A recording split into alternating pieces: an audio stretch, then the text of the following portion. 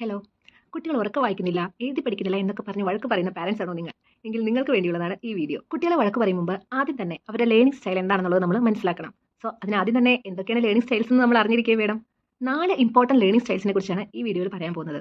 അവ എന്തൊക്കെയാണെന്ന് വെച്ചാൽ visual, auditory, writing and lading writing and reading and kinaesthetic. ഈ 4 ഇമ്പോർട്ടന്റ് ആയിട്ടുള്ള ലേണിംഗ് സ്റ്റൈൽസ് വരുന്നത്.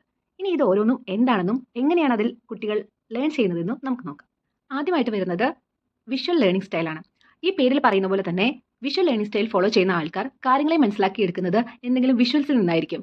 ഇപ്പോൾ ഡയഗ്രംസ്, അതല്ലെങ്കിൽ എന്തെങ്കിലും തരത്തിലുള്ള റെപ്രസെന്റേഷൻസ്, ഗ്രാഫിക്കൽ റെപ്രസെന്റേഷൻസ്, ഇതൊക്കെ നോക്കി കഴിഞ്ഞിട്ടുണ്ടെങ്കിൽ, ഇമേജസ് ഇതൊക്കെ നോക്കി കഴിഞ്ഞിട്ടുണ്ടെന്നുണ്ടെങ്കിൽ ഈ വിഷ്വൽ ലേണിംഗ് സ്റ്റൈൽ ഫോളോ ചെയ്യുന്നവർക്ക് കാര്യങ്ങളെ ഈസി ആയിട്ട് ഇന്റർപ്രറ്റ് ചെയ്തെടുക്കാനായിട്ട് സാധിക്കും. അവർക്ക് കുറേ നേരം വായിക്കണമെന്നോ എന്തെങ്കിലും കേൾക്കണമെന്നോ ഒന്നുമില്ല. ഇത്തരത്തിലുള്ള ഇമേജസിൽ നിന്നും വിഷ്വൽ റെപ്രസെന്റേഷൻസിൽ നിന്നുമായിരിക്കും അവർ കാര്യങ്ങൾ മനസ്സിലാക്കിയെടുക്കുന്നത്.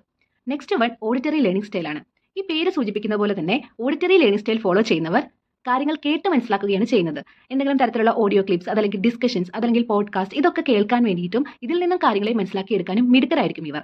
സോ ഇവർക്ക് ഇമേജസിൽ നിന്നും കാര്യങ്ങൾ മനസ്സിലാക്കുന്നതിനേക്കാൾ കൂടുതലായിട്ട് കേട്ട് മനസ്സിലാക്കാനുള്ള കഴിവായിരിക്കും ഉണ്ടായിരിക്കുന്നത്.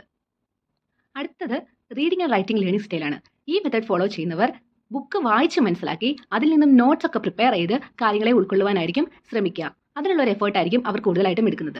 സോ എന്തെങ്കിലും കേട്ട് മനസ്സിലാക്കുന്നതിനേക്കാൾ കൂടുതൽ ഇമേജസിൽ നിന്നൊക്കെ കണ്ട് മനസ്സിലാക്കുന്നതിനേക്കാൾ കൂടുതലായിട്ട് അവർക്ക് കഴിവുണ്ടായിരിക്കുക നോട്ട്സ് ഒക്കെ പ്രിപ്പയർ ചെയ്ത് അതിൽ നിന്നും കാര്യങ്ങൾ വായിച്ച് എഴുതി പഠിച്ച് മനസ്സിലാക്കാൻ വേണ്ടിയിട്ടായിരിക്കും. ഇനി വരുന്നൊരു മെത്തേഡ് എന്ന് പറഞ്ഞിട്ടുണ്ടെങ്കിൽ കിനസ്തെറ്റിക് മെത്തേഡ് എന്നാണ് പറയുക. ഇതിൽ നമ്മൾ ലേൺ ചെയ്യുന്നത് ബൈ ഡൂയിങ് ആണ്. അതായത് ഒരു ആക്ഷൻ ഇൻവോൾവ് ആണ്.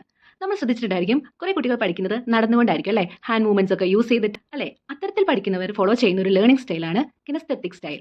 ഓക്കെ, ഇപ്പൊ ഞാൻ എന്റെ കാര്യം പറയുകയാണെങ്കിൽ ഞാനൊരു കിനസ്തെറ്റിക് ലേണിംഗ് സ്റ്റൈൽ ഫോളോ ചെയ്യുന്ന ഒരാളാണ്. പണ്ട് തൊട്ടേ ഒരു റോൾ പ്ലേയിങ് പോലെ എന്ന് വെച്ചിട്ടുണ്ടെങ്കിൽ, ഇപ്പം നമ്മൾ അസ്യൂം ചെയ്യാണ് നമ്മളൊരു ടീച്ചറാണ്, നമ്മുടെ മുന്നിൽ കുറെ കുട്ടികളുണ്ട്, നമ്മൾ അവരെ പഠിപ്പിക്കുകയാണ്. സോ അവിടെ നമ്മൾ എങ്ങനെയായിരിക്കും പഠിപ്പിക്കുക? നമ്മളിങ്ങനെ നടന്നും കാര്യങ്ങളൊക്കെ പറഞ്ഞും അല്ലെ, ഹാൻഡ് മൂവ്മെന്റ്സ് ഒക്കെ യൂസ് ചെയ്തിട്ടും അങ്ങനെയൊക്കെയാണ് നമ്മൾ പഠിപ്പിക്കുക. സോ അത്തരത്തിൽ ആക്ഷൻ ഇൻവോൾവ് ആയിട്ട്, ഫിസിക്കൽ മൂവ്മെന്റ് ഇൻവോൾവ് ആയിട്ട് നമ്മൾ ഒരു സ്റ്റൈൽ വഴി ലേൺ ചെയ്യുന്നതിനെയാണ് കിനസ്തെറ്റിക് ലേണിംഗ് സ്റ്റൈൽ എന്ന് പറയുന്നത്. സോ ഈ 4 ഇമ്പോർട്ടന്റ് ആയിട്ടുള്ള ലേണിംഗ് ടൈപ്സ് വരുന്നത്.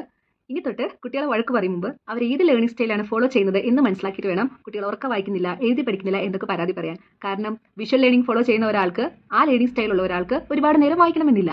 ഇനി ഓഡിറ്ററി ലേണിംഗ് ആണെന്നുണ്ടെങ്കിൽ ചിലപ്പോൾ യൂട്യൂബിൽ ഒരു വീഡിയോ പ്ലേ ചെയ്ത് വെച്ചിട്ട് ആളിങ്ങനെ റിലാക്സ് ആയിട്ട് ഇരിക്കുന്നുണ്ടാവും. പക്ഷേ അവർ അത് കേട്ട് മനസ്സിലാക്കുന്നുണ്ടാവും. സോ ഓരോ കുട്ടികളുടെയും ലേണിംഗ് സ്റ്റൈൽ ഡിഫറെന്റ് ആയിരിക്കും. അതിനനുസരിച്ചായിരിക്കും അവർ കാര്യങ്ങളെ കൂടുതലായി മനസ്സിലാക്കുന്നത്. ഇതെല്ലാവർക്കും യൂസ്ഫുൾ ആയെന്ന് വിചാരിക്കുന്നു. താങ്ക്